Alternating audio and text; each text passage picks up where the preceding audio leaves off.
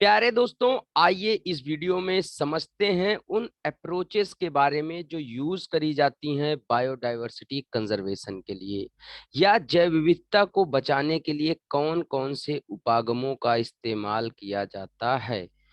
तो आइए शुरू करते हैं। सबसे पहले आप देखेंगे तो पाएंगे कि लगभग 5 अप्रोचेस हैं जिनको यूज किया जाता है बायोडायवर्सिटी कंजर्वेशन के लिए। वो कौन कौन से हैं? सबसे पहला है कंजर्वेटिव अप्रोच या संरक्षणात्मक उपागम। दूसरा है डेवलपमेंटल अप्रोच या विकासात्मक उपागम। तीसरा है प्रिवेंटिव अप्रोच, निरोधक उपागम। चौथा है रिसर्च एंड डेवलपमेंट या जिसे कहते हैं शोध एवं विकास का उपागम। चौथा है इंटरनेशनल कॉपरेशन अर्थात अंतरराष्ट्रीय सहयोग और सम्मेलन। तो इन 5 अप्रोचेस का यूज किया जाता है बायोडायवर्सिटी को कंजर्व करने के लिए। अब ये महत्वपूर्ण है समझना कि इन सारे अप्रोचेस के अंतर्गत किस तरीके की चीजें हैं। तो जैसे सबसे पहले आप देखेंगे कंजर्वेटिव अप्रोच को। तो कंजर्वेटिव अप्रोच ये कहता है कि जो भी बायोडायवर्सिटी है, चाहे वो फ्लोरल बायोडायवर्सिटी है मतलब पेड़ पौधे हैं, या फाउनल बायोडायवर्सिटी है मतलब कि जीव जंतु हैं, उनको नेचुरल हैबिटेट या आर्टिफिशियल हैबिटाट में कंजर्व कर देना, संरक्षित कर देना। मतलब कि उनको उनके प्राकृतिक आवास में या तो संरक्षित कर देना और या फिर उनको एक मानव निर्मित आवास जो होता है उसको बना करके वहां पर संरक्षित कर देना। तो प्राकृतिक या मानव निर्मित की बात करी जाए तो जैसे हम देख सकते हैं बायोस्फीयर रिजर्व या नेशनल पार्क या वाइल्ड लाइफ सेंचुरी। तो ये जो है, जो भी जैव आरक्षित क्षेत्र हैं, ये सारे के सारे क्या है, नेचुरल हैबिटाट हैं। उनको उनके वास्तविक स्थान पर जहां वो ओरिजिनली पाए जाते हैं वहीं पर संरक्षित कर दिया जाता है। इसी को ही इन सीटू कहा जाता है या यक्स सीटू। इनको हम फिर से डिस्कस करेंगे किसी दूसरे वीडियो में।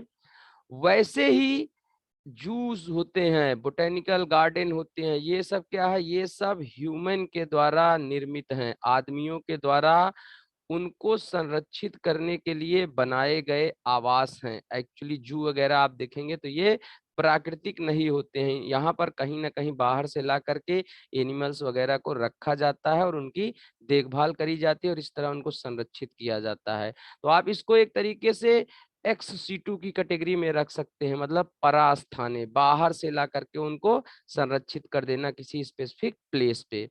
तो ये हो गई आपकी कंजर्वेटिव अप्रोच। दूसरा है डेवलपमेंटल अप्रोच, मतलब विकासात्मक उपागम का उपयोग करके भी उन जैव विविधता को संरक्षित किया जा सकता है। अब इसमें क्या किया जाता है, इसमें जोर दिया जाता है डेवलपमेंट पे। किसी भी, चाहे वो प्लांट स्पीसीज हो, एनिमल स्पीसीज हो या बर्ड कम्युनिटी हो, जो कि खत्म होने की एक्सटिंक्शन मतलब कगार पर है, वर्ज ऑफ एक्सटिंक्शन, या फिर वो बहुत ही नाजुक उसकी सिचुएशन है, या फिर वो डिसअपियर हो गई है। तो मतलब जो भी कुल मिलाकर के जिनको भी, जिनकी भी जान को खतरा रहता है, जो खत्म होने वाले रहते हैं एनिमल्स या फिर प्लांट्स, उनको डेवलप करने के लिए बहुत सारे जो है वो उपयोग, मतलब जो अप्रोच किए जाते हैं उसी को डेवलपमेंटल अप्रोच कहा जाता है।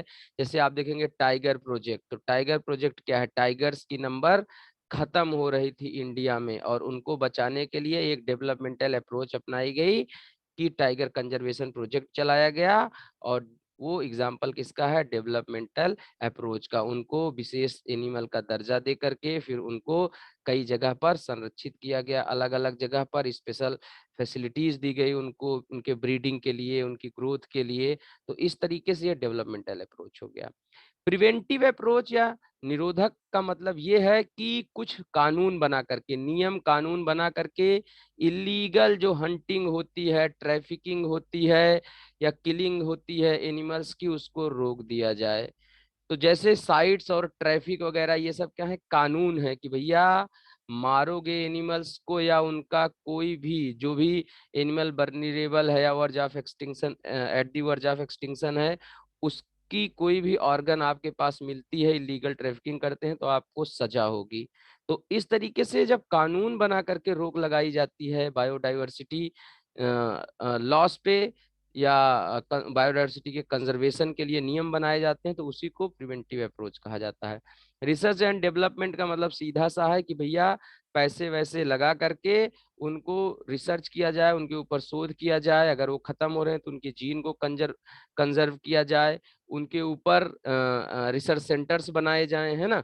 तो इस तरीके की जो है वो इम्पोर्टेंट जो भी मतलब कुल मिलाकर के चीजें हैं आपको याद रखना है। और रिसर्च एंड डेवलपमेंट आज के समय में साइंस एंड टेक्नोलॉजी की प्रोग्रेस होने के साथ ही बहुत बड़ा अप्रोच बनता जा रहा है। कहीं ना कहीं रिसर्च एंड डेवलपमेंट का use preventive, developmental, conservative, international cooperation, सारे अप्रोचेस में होता है, डायरेक्टली या इनडायरेक्टली।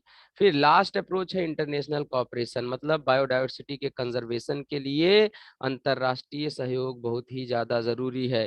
तो आपने देखा होगा बहुत सारे governmental and non governmental organisation हैं जो कि उनको कंजर्व करने के लिए, जैव विविधता को बचाने के लिए काम करते हैं, जिसमें कुछ ये मैंने यहाँ पर लिखा हुआ है, जैसे IUCN है, WWFN है, world wide fund for nature है, या रामसर ब्यूरो है। ये सारे ऑर्गेनाइजेशंस हैं, इंटरनेशनल ऑर्गेनाइजेशंस एक तरीके से आप कह सकते हैं, जो कि इंटरनेशनली बहुत सारी गवर्नमेंट्स या NGOs मिल करके आपस में कॉपरेट करके काम करते हैं बायोडाइवर्सिटी को बचाने के लिए। तो ये 5 अप्रोचेस थी जो यूज करी जाती हैं बायोडाइवर्सिटी को कंजर्व करने के लिए। आई होप आपको ये समझ में आया होगा। तो बने रहिए मेरे साथ, सब्सक्राइब करिए मेरे चैनल अविरल धारा ज्योग्राफी विद अम्बेश GNU को। मिलते हैं नेक्स्ट वीडियो में। Thank you very much guys.